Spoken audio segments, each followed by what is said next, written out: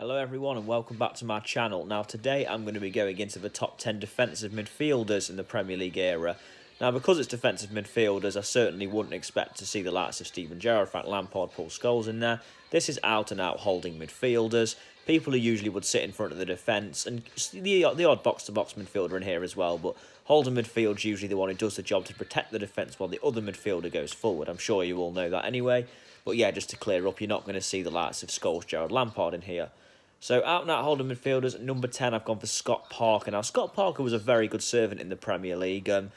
Yeah, he just generally did well at most clubs. He did have a relegation with West Ham in 2011, but generally and after that he went on to move to Tottenham and did very well there as well.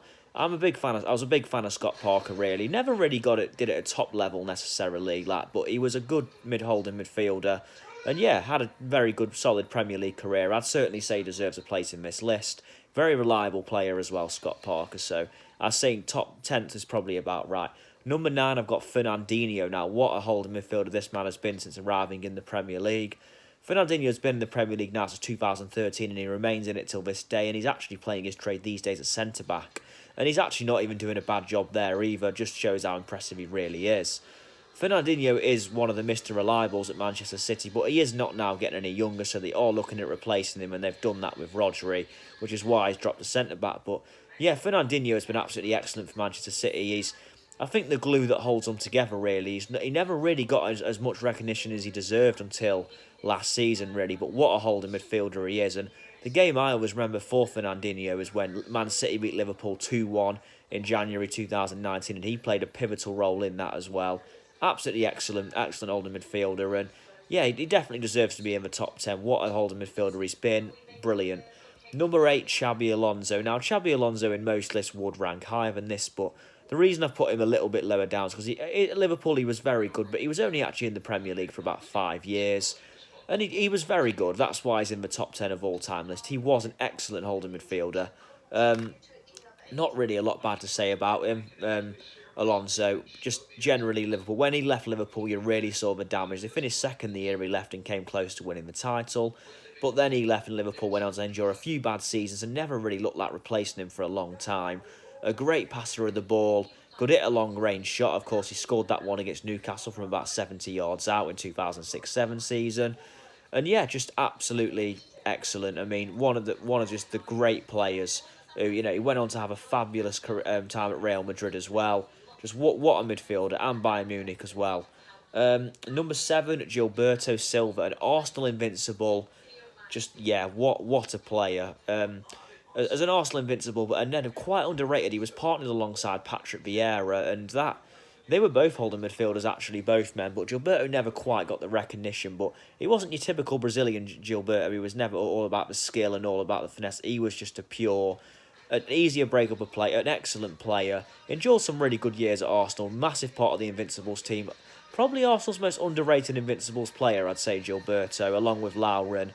Never quite got the recognition because the rest of the team was also very good, but excellent career for Gilberto. Thoroughly deserves a place in this list, and I really enjoyed watching him in Arsenal's Invincibles team.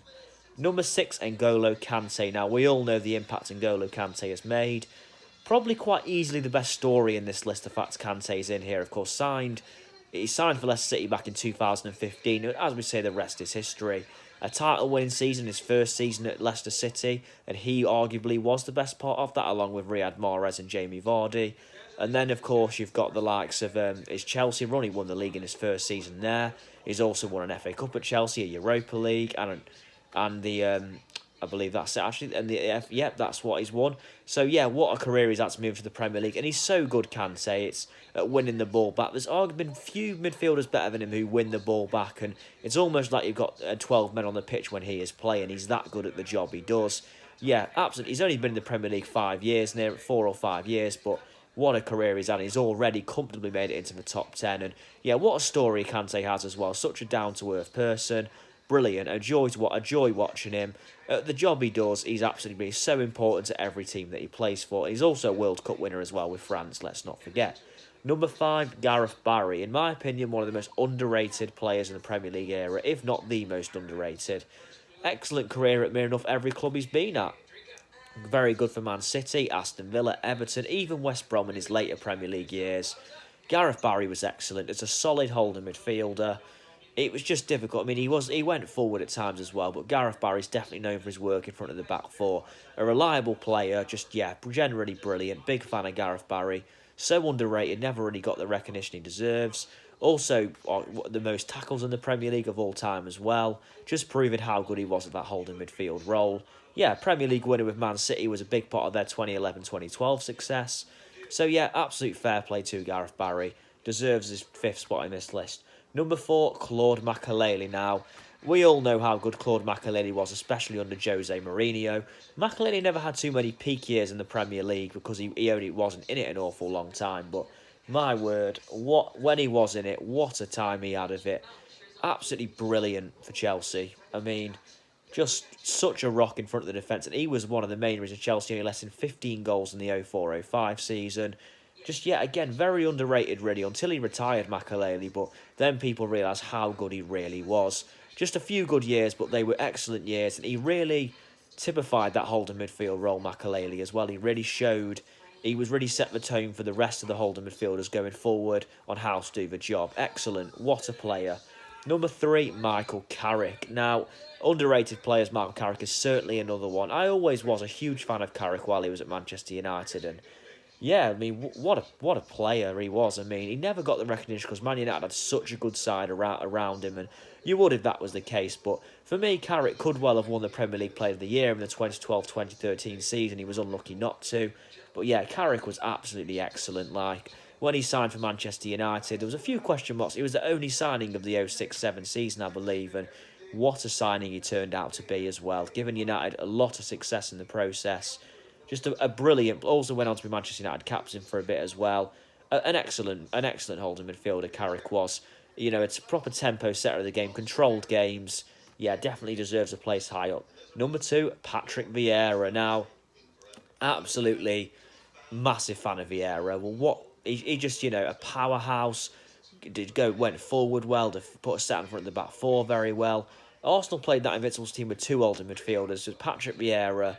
He's just excellent. He was a captain as well, a great captain. Just what a player. I mean, so good at so many things. A World Cup winner, a European Championship winner. Yeah, just excellent, Vieira. I mean, Arsenal fans, they've struggled to replace him. His final kick of the ball for Arsenal was winning the FA Cup in 2005 against Manchester United. Just, you know, Arsenal will have not replaced Vieira since and will certainly struggle to as well. Just brilliant. One of the best holding midfielders I've ever seen. Which brings us to number 1, Roy Keane. Now, choosing number 1 and 2 between Vieira and Keane was so difficult.